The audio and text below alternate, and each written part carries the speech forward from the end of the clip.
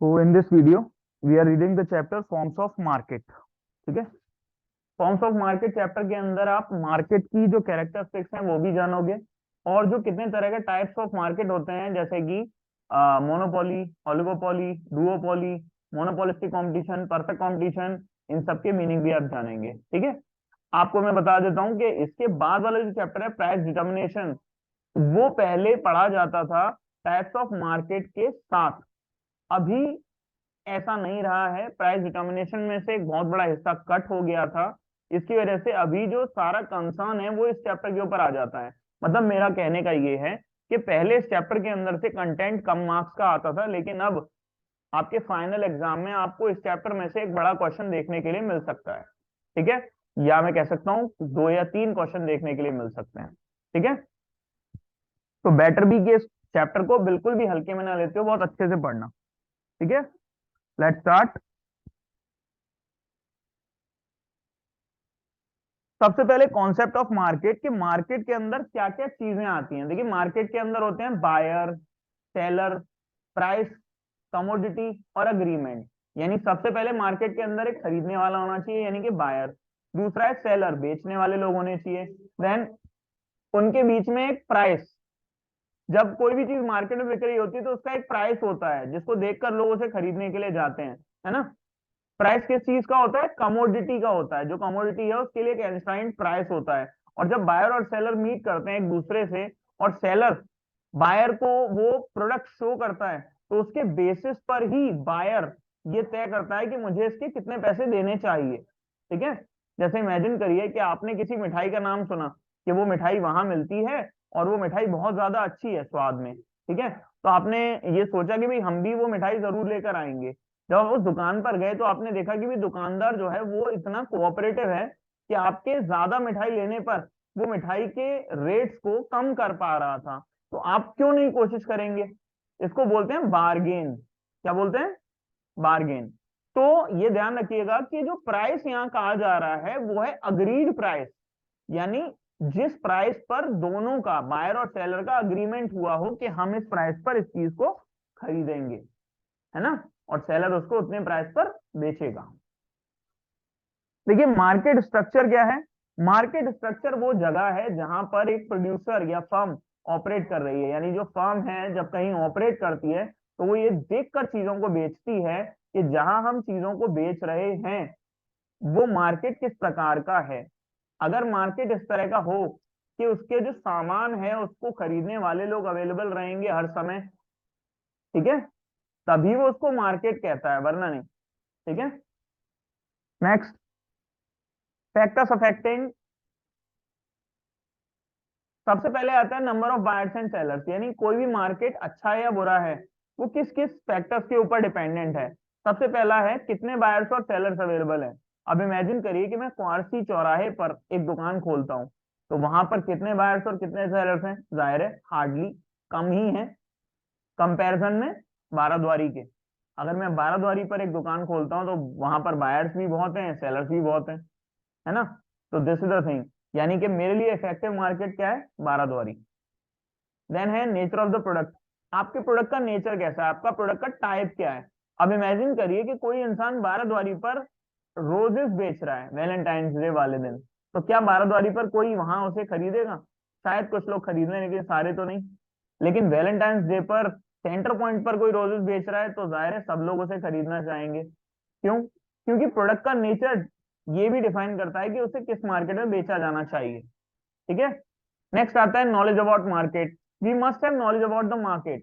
Market कौन सा है हमें उसके बारे में अगर पता नहीं होगा तो हम अपनी चीजों को वहां बेच नहीं सकते हैं। क्लियर? देन आता है freedom of entry and exit. We must have freedom of entry and exit. यानी कभी भी हम मार्केट में आ सकते हैं और कभी भी मार्केट से जा सकते हैं। ये फ्रीडम अगर हमें नहीं दी हुई है then the market would be bad. आप सोचिए, किसी मार्केट के अंदर आप जब अपने प्रोडक्ट के साथ जाओ तो बेच सकते हो, और जब आपके प्रोडक्ट खत्म हो जाए या मार्केट के अंदर प्रॉफिट नहीं हो रहा है तो उसमें से निकल आओ, तो कितना अच्छा है। देन आता है डिग्री ऑफ प्राइस इन्फ्लुएंस। यानी जो प्राइस है वो किसी चीज से इन्फ्लुएंस तो नहीं हो रहा। अगर तुम पूरे के पूरे प्राइस को खुद ही रख पा रहे हो, खुद ही इन्फ्लुएंस कर पा रहे हो, then that is very good. लेकिन अगर तुम्हारा प्राइस गवर्नमेंट कंट्रोल कर रही है या जो मार्केट है वो कंट्रोल कर रहा है, तो आप सोचते हो कि हम इसके अंदर उस चीज को बेचेंगे या नहीं बेचेंगे। क्लियर? ठीक है। अब जैसे इमेजिन करिए कि अलीगढ़ में जो नुमाइश अभी लगेगी, एग्जीबिशन, उस एग्जीबिशन में कोई झूला आता है। ज्यादातर झूले जो नुमाइश में आते हैं उनमें सबसे ज्यादा जो टिकट होती है वो 100 रुपए की होती है। अब मान लो कोई बहुत बड़ा झूला आता है ना, इमेजिन करिए कि झूले वाला उसकी टिकट 200 रुपये रखना चाहता है, तो क्या एग्जीबिशन कमेटी रखने देगी? नो, उन्हें 100 ही रुपए रखनी है ज्यादा से ज्यादा। नतीजा, नुमाइश में आपको हर साल पुराने देखे हुए झूले ही देखने के लिए मिलते हैं दोबारा से। कोई भी नया झूला जब आएगा तो उन्हें इंश्योर कराना पड़ेगा कि वो ज्यादा पैसे ले सकते हैं, तभी वो लोग आएंगे, या झूले वालों को कॉम्प्रोमाइज करना पड़ेगा कि वो कम पैसे में मान जाएंगे। समझ गए? तो प्राइस इन्फ्लुएंस में बेसिकली गवर्नमेंट होती है या गवर्नमेंट की पॉलिसी। ठीक है।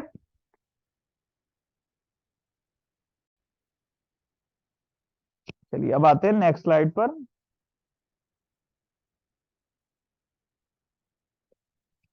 Classification of market.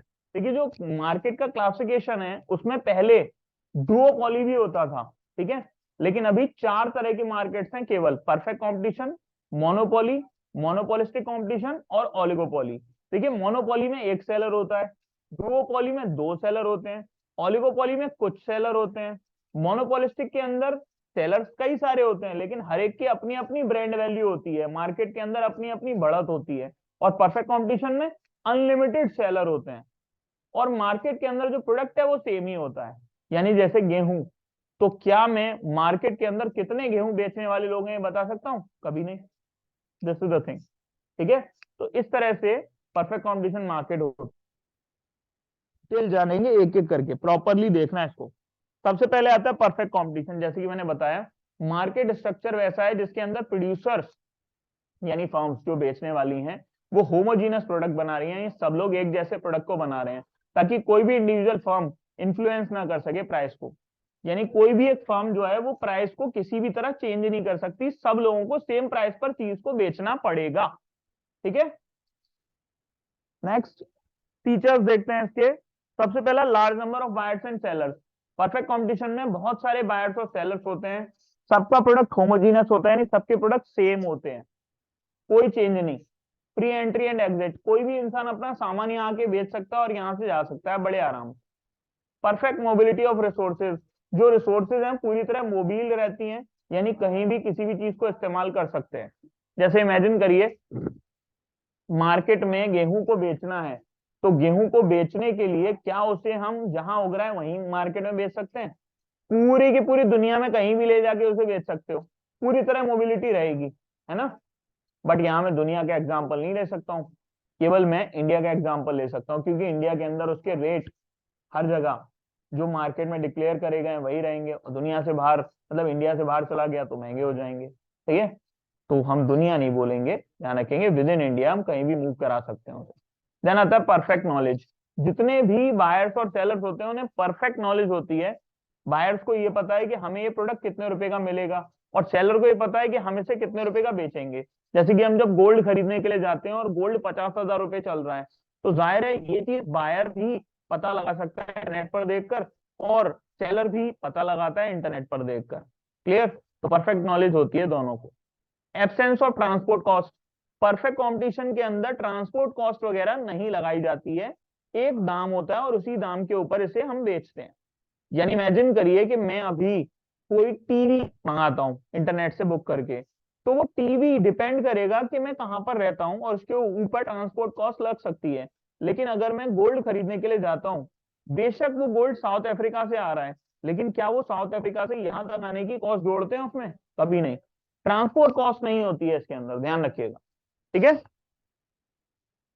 Next next आता है मोनोपोली। ये क्या है? देखिए मोनोपोली में जैसे कि आप देख सकते हैं एक सेलर होता है, केवल एक सिंगल सेलर। अब क्योंकि वो सिंगल सेलर है तो वो कौन होता है? प्राइस मेकर होता है। प्राइस मेकर यानी जो प्राइस वो बोल देगा अपने प्रोडक्ट के लिए आपको वही पे ऑफ करना पड़ेगा। अब इमेजिन करिए इंडिया में जब कोविड की वैक्सीन आई तो सबसे पहले किस कंपनी ने बनाई?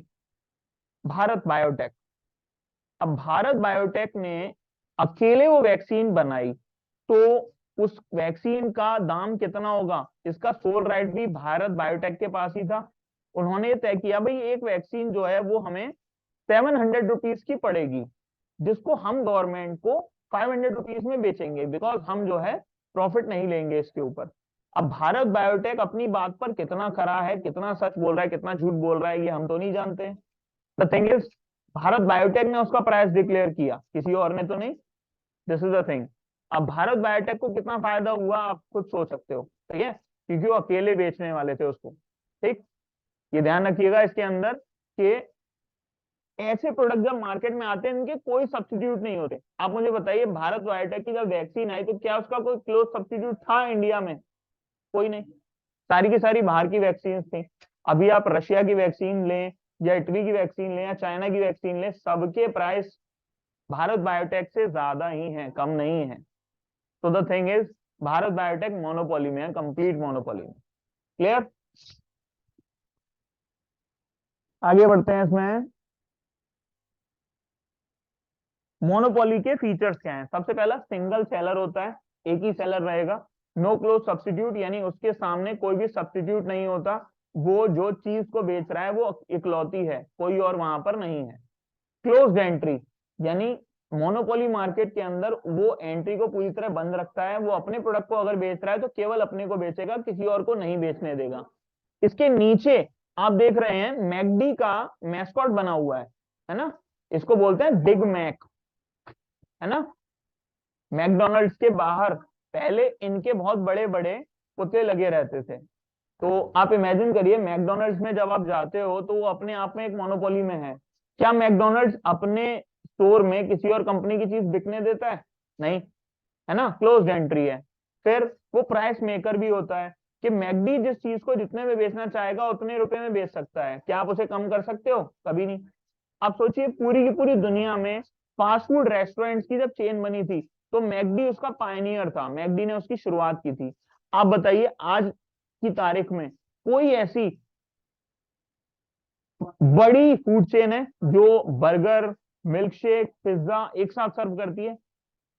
इवन डोमिनोज भी ऐसा नहीं करती, पिज्जा हट भी ऐसा नहीं करती, ठीक है। लेकिन मैकडी ने सबसे पहले ऐसा किया, तो ये क्या थे? पायनियर थे, शुरुआत इन्होंने की थी। पॉसिबिलिटी ऑफ प्राइस डिस्क्रिमिनेशन, कभी कभी ये प्राइस डिस्क्रिमिनेशन भी कर सकते हैं, क्यों? क्योंकि अकेले हैं मार्केट के अंदर। आपको मैं बता दूं, मैंने जब मैकडी का बर्गर दिल्ली में देखा था तो मैं पागल हो गया था उसको देखकर, सिर्फ देखकर, और मैं उसे खा नहीं रहा था। और आप झूठ मानेंगे कि दिल्ली से मैं उस बर्गर को अपनी जेब में रख के, शर्ट की जेब में रख के अलीगढ़ तक लेकर आया था, केवल अपने फ्रेंड्स को दिखाने के लिए कि मैं मैकडी का बर्गर लेके आया हूं। क्योंकि उस पर मैकडी की कवर थी पूरी की पूरी, और मैकडी का ये जो बिग मैक है इसका छोटा सा एक स्टिकर मिलता था उसके साथ में। और उस बर्गर की कीमत उस टाइम पर 50 रुपीज थी, जब मैं 8 ईयर्स का था। तो सोचो आज की तारीख में वो कम से कम सबवे का जो बर्गर आता ना बड़ा, 335 340 रुपए का, उतने जितना होता। और उसमें कुछ नहीं होता था, सूखी एक जो है टिक्की थी और दो बंस थे, बस उसको वो बर्गर कह रहे थे। बस ये इतना था और कुछ नहीं, बस एक आलू टिक्की उसके अंदर, और साथ में मैकडी की सॉस थी। मैकडी की सॉस के ऊपर भी बिग मैक बना हुआ था, तो सॉस मैंने काफी लंबे समय तक खाई नहीं थी। सो द थिंग इज, उन्होंने प्राइस डिस्क्रिमिनेशन कितना ज्यादा किया हुआ था, क्योंकि वो अकेले थे तो बेचने वाले भी यही। अब सोचिए कि इस बर्गर को पाने के लिए भी मेरे दीदी, भैया, सबके सब उसमें लगे हुए थे लाइंस में, और तब जाकर उनको वहां से 9 बर्गर मिले। यानी हम कम से कम 2 घंटे मैकडी में रुके थे, केवल इसलिए कि हम वहां फील करना चाहते थे मैकडी के अंदर की फीलिंग क्या आती है। उस टाइम मोबाइल्स नहीं होते थे तो हम फोटोज खींच रहे थे, कैमरा लेकर गए थे स्पेशली केवल इसलिए कि मैकडी में फोटो खींचेंगे। तो इट वॉज वेरी बिग। आज भी मेरे पास मैकडी का फोटो है। ये बात है 1998 की। जी, मैं 8 ईयर्स का था। तुम क्या समझते हो कि 8 ईयर्स का बच्चा ही तो ये हरकतें कर सकता है कि दिल्ली से 4 घंटे के सफर में वो बर्गर को अपनी जेब में रख के लेके आए अलीगढ़ तक, दिखाने के लिए अपने फ्रेंड्स को कि मैं मैकडी जाकर आया। This is the thing. चलिए आगे बढ़ते हैं। Monopolistic competition. देखिए मोनोपोलिस्टिक कंपटीशन क्या है? एक ऐसा मार्केट जिसके अंदर सेलर्स बहुत सारे होते हैं एक पर्टिकुलर प्रोडक्ट को बेचने वाले, लेकिन हर एक सेलर की अपनी अपनी खासियत होती है। जैसे कि यहाँ आप देख रहे हैं कि एक छोटी मछली को बड़ी मछली ने खा लिया और बड़ी मछली को उससे भी बड़ी मछली ने खा लिया। थोड़ी देर के लिए मछलियां खा रही हैं एक दूसरे को, वो भूल जाइए और मछलियों को इंडिविजुअली देखिए। जब आप इंडिविजुअली मछलियों को देख रहे हो तो आपको क्या दिखाई दे रहा है कि हरी वाली जो मछली है इसके बड़े बड़े दांत हैं, है ना, पीछे के पंख हैं बड़े बड़े। उसके आगे जो रेड वाली मछली है उसके दांत थोड़े छोटे हैं, ठीक है, नीचे के पंख उसके नहीं है। पीली वाली जो मछली है उसकी आगे से नोज जो है वो बड़ी सी है। मतलब हर एक मछली अपने आप में डिफरेंशिएट की हुई है। अब इमेजिन करिए मैं इन मछलियों के ऊपर नेम्स लिख देता हूँ। एक पर मैंने नेम लिखा मैकडी, जो पीली वाली है वो मैकडी है। दूसरी वाली पर मैंने नाम लिख दिया पिज्जा हट। तीसरी वाली पर मैंने नाम लिख दिया डोमिनोज। तो आप ये सोचिए कि ये तीनों कंपनीज मार्केट के अंदर अपनी अपनी ब्रांड वैल्यू के हिसाब से चल रही है या नहीं? जिस कंपनी की ब्रांड वैल्यू ज्यादा होगी उस प्रोडक्ट को लोग खरीदेंगे। आज की तारीख में अगर मैं आपसे पूछूं कि भाई आप तीनों में से किस जगह जाना पसंद करेंगे, जाहिर है आप डोमिनोज बोलेंगे, है ना कि मैकडी, ना कि पिज्जा हट। तो एक एक करके ये लोग अपने गुडविल को बढ़ाते हैं और जिसकी गुडविल ज्यादा होती है जाहिर है वो छोटी यानी कम गुडविल वाली कंपनी को ओवरकम कर लेते हैं, यानी उससे आगे बढ़ जाते हैं। जैसे कि आज मैं बोलता हूं वीको वज्रदंती और कोलगेट, तो कोलगेट की गुडविल ज्यादा है या वीको वज्रदंती की? कोलगेट की। इसीलिए वीको वज्रदंती का बिजनेस कोलगेट खा गया और वीको वज्रदंती आलिया भट्ट ने भी ऐड कर दिया लेकिन फिर भी चल नहीं रहा। समझ गए? This is the thing. एक और इमेज यहाँ पर दिख रही है, वहां पर एक बिजनेसमैन सूटकेस से अपने सर को बचा रहा है और बाकी बिजनेसमैन सूटकेस बैग और सब चीजों से इनको मार रहे हैं। What is this? ये भी वही है कि जब एक बिजनेस मार्केट के अंदर आता है तो दूसरे कॉम्पिटिटर्स उसके बिजनेस को खत्म कर देना चाहते हैं। एग्जाम्पल लीजिए, लाइफ बॉय, सेवलॉन, मेडिमिक्स, हमाम, डिटॉल, इन सब का इमेजिन करिए। जब मार्केट के अंदर मेडिमिक्स आया तो मेडिमिक्स के आने पर हमाम का बिजनेस छिन गया। मेडिमिक्स के आने के बाद जब डिटॉल आया तो मेडिमिक्स का बिजनेस छिन गया। डिटॉल के आने के बाद जब सेवलॉन आया तो डिटॉल का बिजनेस छिन गया थोड़ा सा। और जब इन दोनों के आने के बाद में लाइफ बॉय आया तो लाइफ बॉय ने इन दोनों के बिजनेस को ठप कर दिया। लेकिन इन सब की अपनी अपनी वैल्यू है मार्केट में या नहीं? सबकी अपनी अपनी वैल्यू है। बस ये है जिसकी जितनी ज्यादा वैल्यू उसका उतना ज्यादा प्राइस, है ना। और इसीलिए यहाँ जो चीजें बेची जाती हैं वो अपने कॉम्पिटिटर को देखकर बेचते हैं। अब इमेजिन करिए कि डिटॉल ने अपने साबुन के प्राइसेस को घटाया और 10 रुपए पर ले आए, तो सेवलॉन और लाइफबॉय भी ये चाहेंगे कि उनका सबसे सस्ता साबुन 10 रुपए या उससे कम का भी हो, ठीक है। उससे उलट अगर लाइफबॉय ने अपना सबसे महंगा साबुन 70 रुपए का कर लिया तो कोई भी इंसान, मतलब इन बाकी कंपनीज में से कोई भी ये नहीं सोचेगा कि हम अपने साबुन को 70 से भी महंगा करेंगे। क्यों? क्योंकि वो चाहते हैं कि अगर हम 70 से कम रहे तो हमारी चीज बिकती रहेगी। This is the thing. Clear? और जैसे कि आप तीसरी इमेज में देख रहे हो कि दो अंकल और आंटी बहुत सारे पैसे लेकर जाते हैं। आप आज जो भी चीजें खरीदते हो वो सब मोनोपोलिस्टिक कंपटीशन की वजह से खरीदते हो और महंगी से महंगी चीजों पर हाथ रखने की कोशिश करते हो। आज अगर मैं भूमि को बोल दूं कि भाई तुम्हें कौन सा मोबाइल चाहिए, तो भूमि बोलेगी वन प्लस या एप्पल। क्यों? क्योंकि वो महंगा आता है ना। लेकिन अगर मैं बोलूं नथिंग, तो नथिंग का इन्हें नाम ही नहीं पता होगा। मैं बोलूं गूगल पिक्सल तो इन्हें उसका भी नाम प्रॉपरली नहीं पता होगा। दैट्स वाई ये वो वाले मोबाइल को चुनेंगे जो सबसे महंगा है। महंगा कैसे हुआ? गुडविल की वजह से, क्वालिटी की वजह से। और हमारे लिए आज के मार्केट में क्या है? Goodwill is equals to quality and quality is equals to more price, है ना। गुडविल क्वालिटी से आती है और क्वालिटी उसी चीज की होती है जो चीज महंगी हो। यही मानकर आप चीजें खरीदते हो। अगर लिवाइस की जीन्स आज की तारीख में 5,000 रुपए की जगह 500 रुपए में बिकने लगे तो आप यही कहेंगे कि इसकी क्वालिटी अच्छी नहीं होगी। लेकिन 5,000 रुपए की जीन्स खरीदने के बाद आपको क्वालिटी अच्छी लगती है। तो मोनोपोलिस्टिक कंपटीशन आप समझ सकते हो कि ये प्राइस मेकर भी होते हैं और प्राइस टेकर भी होते हैं, यानी ये पार्शियली प्राइस मेकर है और पार्शियली प्राइस टेकर है। ठीक है, पार्शियली क्यों? देखिए अभी मैंने आपको बताया कि डिटॉल जो है वो अपने सामान को महंगा कर सकता है या सस्ता कर सकता है, लेकिन अपने कॉम्पिटिटर को पहले देखेगा कि वो कैसे कर रहा है। यानी डिटॉल जो है वो मार्केट फोर्सेस के अकॉर्डिंग भी काम कर रहा है कुछ, और कुछ खुद भी कर रहा है। तो प्राइस टेकर भी है और प्राइस मेकर भी है। क्लियर, समझ में आ गया? प्राइस टेकर इसलिए कि मार्केट के अकॉर्डिंग चलना है, और प्राइस मेकर इसलिए क्योंकि उसकी गुडविल की वजह से वो अपने प्राइस को थोड़ा बहुत चेंज भी कर सकता है। क्लियर, आगे बढ़ते हैं मोनोपोलिस्टिक कंपटीशन के features.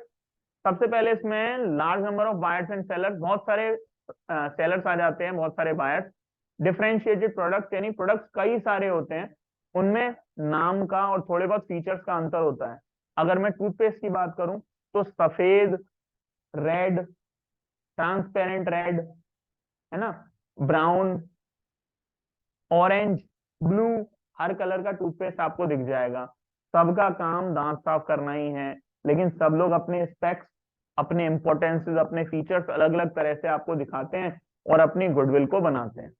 Pre entry and exit, यानी कोई भी कंपनी अपने मार्केट में चीजें आकर बेच सकती है और कभी भी वहां से जा सकती है। देन आता है सेलिंग कॉस्ट।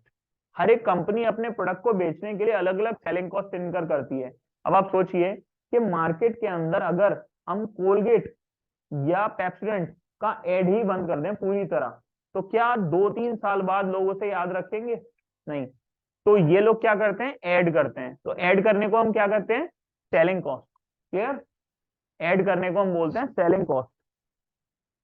आगे बढ़ते हैं नॉन प्राइस कंपटीशन। इनमें कभी कभी बिना प्राइस वाला कंपटीशन भी होता है। जैसे आपने कोलगेट का ऐड देखा होगा जिसमें वो दिखा रहे होते हैं कि भाई ये शेल्स हैं आपके दांतों की तरह, और वो उसे तोड़कर दिखाते हैं, है ना, कि हमने कोलगेट से जब ब्रश किया तो एक शेल टूटा नहीं, और दूसरा शेल हमने कोलगेट से ब्रश नहीं किया था तो टूट गया, है ना। पेप्सोडेंट ने उसी ऐड को दिखाया कि भाई हमारे दांत कोई सी शेल्स नहीं है, हमारे दांत अगर सच में मजबूत हैं तो हम उनसे अखरोट भी तोड़ सकते हैं। तो उसने अखरोट तोड़ के दिखा दिया। नतीजा, कभी कभी ये जो दो कॉम्पिटिटर्स होते हैं वो एक दूसरे से लड़ रहे होते हैं, है ना, अपनी क्वालिटी को लेकर। जैसे डिटॉल का ऐड आया कि हमें अपने हाथ पूरे 3 मिनट तक धोने चाहिए, तब जर्म्स मरते हैं। तो तुरंत लाइफ बॉय का ऐड आया, अरे बंटी तेरा साबुन स्लो है क्या? What is this? Non price competition. Clear है? देन आता है इंडिपेंडेंट प्राइस पॉलिसी। हर एक कंपनी अपनी अपनी प्राइस पॉलिसी रखती है कि कैसे करके अपने प्रोडक्ट को बेचेंगे, कितने रुपए का प्रोडक्ट रहेगा, क्या हम वारंटी क्या गारंटी वगैरह देंगे। आप ये सोचिए अगर आप कोई टीवी खरीदते हो तो हर एक कंपनी का टीवी थोड़ा बहुत प्राइस में डिफरेंशिएट करता है। हर एक कंपनी जब टीवी बेचता है तो उसकी जो गारंटी वारंटी देने की जो पॉलिसी है वो अलग अलग रहती है ना, ये चीज है। आगे बढ़ते हैं। प्री एंट्री एंड एग्जिट का मतलब है मार्केट के अंदर आप कभी भी आ सकते हो, कभी भी जा सकते हो, कभी भी मार्केट में चीजें बेच सकते हो। मतलब कोई भी कंपनी अगर मार्केट में खुली है तो ऐसा नहीं है कि अगर कंपनी का ओनर उसे बंद करना चाहे तो बंद नहीं कर सकता, जब चाहे वो कंपनी को क्लोज कर सकता है। सही है, जी जी जी, कभी भी। ठीक है, चलिए नेक्स्ट आते हैं ओलिगोपोली पर। देखिए ओलिगोपोली वो फॉर्म ऑफ मार्केट होता है जिसके अंदर नई नई फर्म्स एक प्रोडक्ट को बेच रही होती हैं, है ना, ताकि वहां पर एक इंटेंस कंपटीशन रहे। इंटेंस कंपटीशन मतलब जब भी जो फर्म्स हैं वो प्रोडक्ट को बेचती हैं तो वहां मार्केट के अंदर कुछ ही फर्म्स होती हैं। जैसे आप मार्केट के अंदर जाइए बंस खरीदने के लिए, बंस, कितनी कंपनीज के बंस आते हैं जानते हो? गिनी चुनी कंपनीज ही हैं, जैसे ब्रिटानिया, ईगल, है ना, पॉपुलर, या और कुछ 2-3 कंपनीज आप गिन सकते हो, उससे ज्यादा तो नहीं है। तो जब मार्केट का स्ट्रक्चर इस तरह का हो जाए कि उसके अंदर एक पर्टिकुलर प्रोडक्ट को बेचने वाले कुछ ही फर्म्स हो, उससे ज्यादा ना हो, है ना।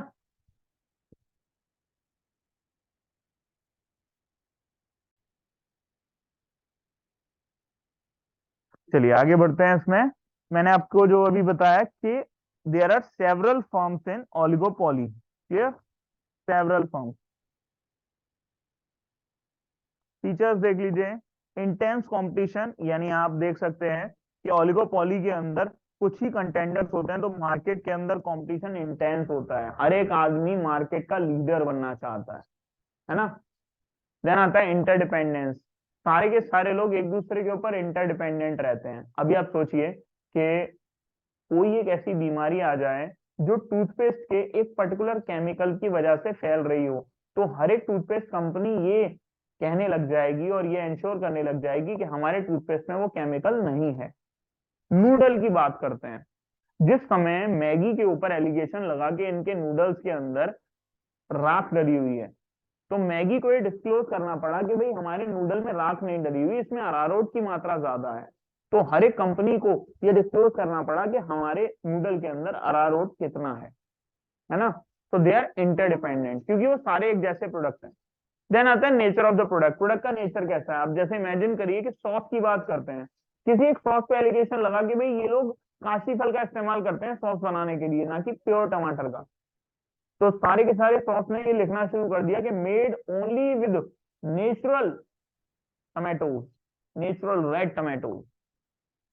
हाँ, काशी फल से सॉस बनाई जाती है बेटा, काशी फल से फ्रूटी भी बनाई जाती है। हाँ हाँ, सॉस जो रेड कलर की होती है। चलिए, जी बिल्कुल, जो सस्ती सॉस होती है वो काशी फल से भी बनाई जाती है। देन आता है इंपॉर्टेंस ऑफ सेलिंग कॉस्ट। देखिए ओलिगोपॉली के अंदर वो लोग कितना अच्छा ऐड कर रहे हैं, सेलिंग कॉस्ट पे बहुत ज्यादा मायने रखता है ये सब। अगर कोई ऐड बहुत ज्यादा अच्छा कर देगा तो वो चीज भी अच्छी बिक सकती है, और अगर वो ऐड ज्यादा अच्छा नहीं करेगा तो चीज भी ज्यादा अच्छी नहीं बिकेगी। सेलिंग कॉस्ट के बहुत मायने होते हैं। देन आता है बैरियर टू एंट्री।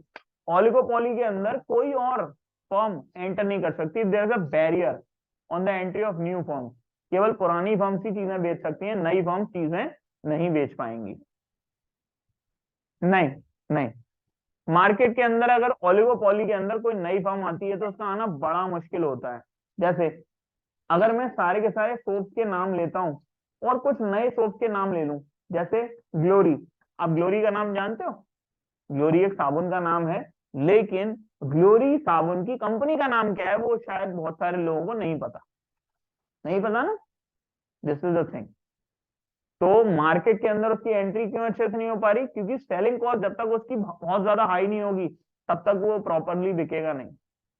मार्केट के अंदर डिटर्जेंट बहुत सारे आ गए, जो डिटर्जेंट ने बहुत अच्छा खर्चा कर दिया अपने ऐड के ऊपर वो तो बिक रहा है, और जो डिटर्जेंट बहुत अच्छा खर्चा नहीं कर रहा वो इतना अच्छा नहीं बिक रहा। जैसे एक डिटर्जेंट है, उसका नाम मिस्टर क्लीन, काफी पुराना हो गया लेकिन अपने ऐड के ऊपर कोई अच्छा खर्चा नहीं कर रहा, इसीलिए नहीं बिक रहा। ठीक है। एक डिटर्जेंट है जो बहुत सारा खर्चा करता है अपने ऐड के ऊपर और खूब बिकता भी है, सर्फ एक्सेल। काफी महंगा है लेकिन उसके बावजूद लोग उसे खरीद लेते हैं।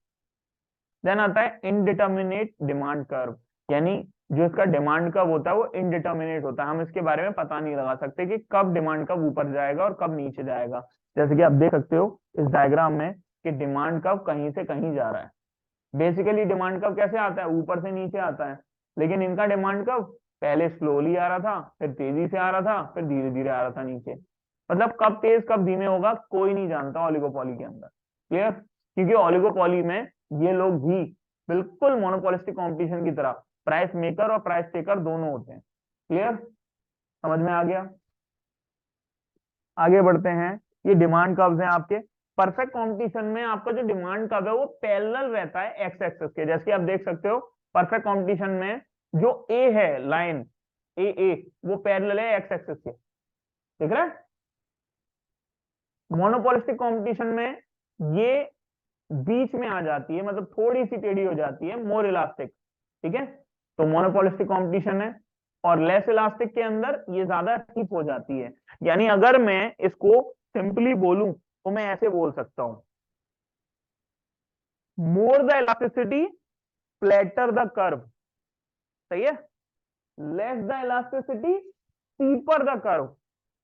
जितनी ज्यादा इलास्टिसिटी उतना ज्यादा कर्व सीधा हो जाएगा, और जितनी कम इलास्टिसिटी उतना ज्यादा कर्व स्टीप हो जाएगा, यानी तिरछा हो जाएगा। समझ गए? तो कम इलास्टिसिटी पे कर्व तिरछा होता है एक्स एक्सिस से, और ज्यादा इलास्टिसिटी पर कर्व पूरी तरह पैरेलल हो सकता है परफेक्टली इलास्टिक पर एक्स एक्सिस के। क्लियर?